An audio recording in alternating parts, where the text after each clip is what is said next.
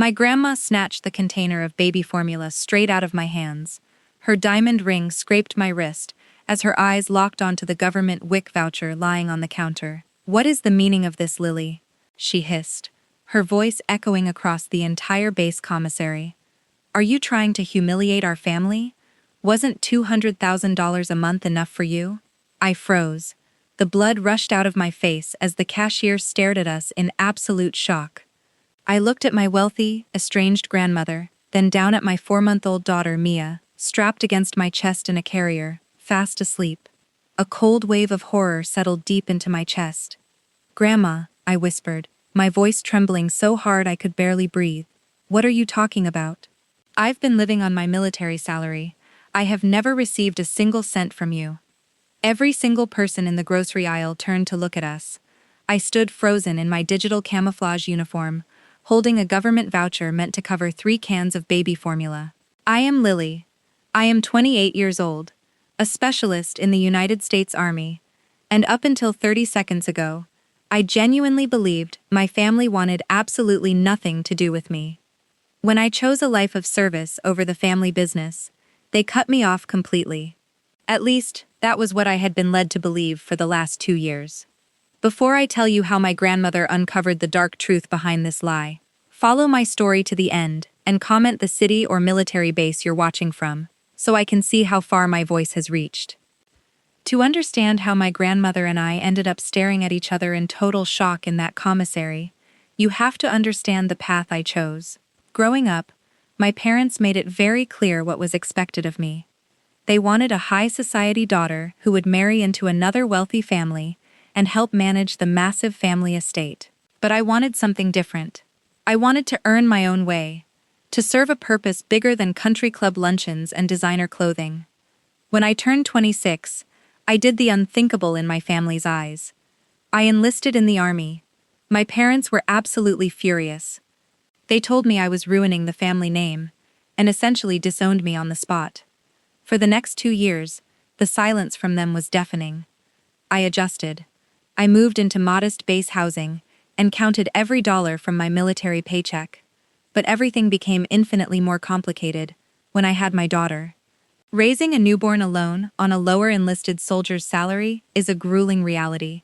Between rent, diapers, bills, my paycheck vanished the moment it hit my bank account. When the price of baby formula skyrocketed, I swallowed my pride and applied for WIC benefits. I didn't care about my family's elite reputation anymore. I only cared about keeping my baby fed. I thought I was entirely on my own, completely cut off from the millions my family controlled. I had no idea that a massive lie was being spun right behind my back. Eleanor didn't care about the whispers in the commissary. She grabbed my arm, her hand trembling, and practically forced me out to her waiting luxury town car. 10 minutes later, we were sitting in a quiet booth at a diner just outside the base. Mia was sleeping peacefully in her car seat beside me, completely unaware of the storm gathering around us. Eleanor sat across from me, her perfect posture rigid with an anger I had never seen in her before. "Lily, look at me. I need you to tell me the absolute truth. Have you really been living like this? Struggling to buy groceries? Relying on government assistance?" "Yes, Grandma," I said, a flush of shame heating my cheeks. "My specialist pay is barely enough to cover rent and basic needs. I disowned the family name. Remember? You all cut me off when I joined the army." Eleanor let out a sharp, ragged breath. "We didn't cut you off. I would never let my granddaughter starve, no matter how foolish I thought your career choices were." She reached into her designer purse, pulled out her phone, and logged into a secure bank portal. She spun it around to face me. "Look at this." My eyes scanned the screen. It was the registry for the family trust fund under my name. My heart stopped. Every single month for the past 2 years, a transfer of exactly $200,000 had been authorized and cleared. "I set this up the day you finished basic training," Eleanor whispered, her voice cracking. "Your parents told me they were managing it for you, to keep your military life undisturbed. I thought you were independently wealthy. Lily, where has all this money been going?"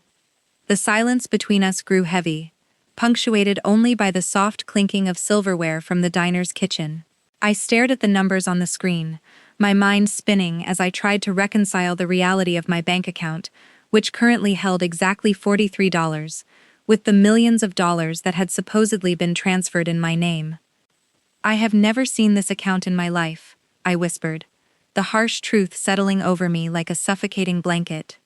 "I don't even have a debit card for it. I have never signed a single transfer authorization. Grandma, if this money was leaving your estate every month, who was actually receiving it?" Eleanor didn't answer right away. She tapped the screen, opening the detailed transaction history of the trust. As the records loaded, the dark truth was laid bare in black and white. The monthly $200,000 wasn't going to a military credit union. It was being routed directly into a private holding account owned by my parents, Richard and Evelyn. "They told me they were protecting you," Eleanor said, her voice shaking with a dangerous, quiet rage. "They claimed you wanted to prove you could survive on your own, but that they were keeping this money in a secure account for your eventual return. They even showed me signed transaction receipts, Lily. Signed by you." A sickening wave of betrayal washed over me. My parents had used my defiance as the perfect cover story. They had painted me as the proud, stubborn soldier who refused family help, all while forging my signature to siphon away a massive fortune. While I was pulling 24-hour guard shifts and calculating whether I could afford formula, they were buying yachts, funding lavish country club lifestyles, and laughing at my struggle. Eleanor's hand slammed down onto the diner table, rattling the coffee cups and causing a nearby waitress to jump. The shock on her face had entirely transformed into a cold, lethal fury. She didn't cry. She didn't waste time throwing a tantrum. She slid her fingers across her phone screen and hit a speed dial contact marked simply as Preston. "Preston," Eleanor said, her voice dropping into a terrifyingly calm, professional register. "I am sitting with my granddaughter, Lily. It turns out she has never received a single dollar from the trust. Richard and Evelyn have been forging her signature and embezzling the funds for the last 24 months. There was a brief pause as her high-powered lead attorney responded. I could hear the sharp intake of breath through the receiver. "I want a full, aggressive forensic audit of that account, started within the next 10 minutes. Freeze every single asset tied to Richard and Evelyn's names. Cut off their credit lines, lock their corporate accounts, and revoke their access to the family estate properties. I want them completely paralyzed financially before they even realize we know what they have done." She hung up without saying goodbye and looked across the table at me, her eyes shining with absolute determination. "They thought they could use your sacrifice to fund their greed. Lily, they thought they could leave my granddaughter and great-granddaughter in poverty while they played high society. They are about to learn exactly what happens when you steal from this family." The air inside the mahogany-paneled conference room was thick with tension. My parents, Richard and Evelyn, strode in with their usual arrogant smiles, completely oblivious to the trap that had been set for them. They expected a standard family meeting. Their expressions instantly shattered when they saw me sitting at the head of the table in my army uniform, flanked by Grandma Eleanor and 3 of the state's most ruthless corporate defense attorneys. "What is she doing here?" my mother sneered, pointing a manicured finger at me. "And why are our credit cards being declined, Eleanor? This is highly embarrassing." Grandma didn't say a word. She simply nodded to her lead attorney, Preston, who turned his laptop around to show the bright screen. "These are the results of the forensic investigation. We have documented 24 months of systematic grand larceny, wire fraud, and embezzlement. We have the digital routing trails showing how you siphoned millions from Lily's trust into your personal shell accounts. More importantly, we have the forensic handwriting analysis proving you forged your daughter's signature on bank authorizations." My father's face drained of all color, going a sickly shade of gray as he looked at the sheer mountain of evidence. My mother clutched her designer purse, her chest heaving as she realized their high society life was collapsing in seconds. "You have 2 choices," Eleanor said, leaning forward with terrifying finality.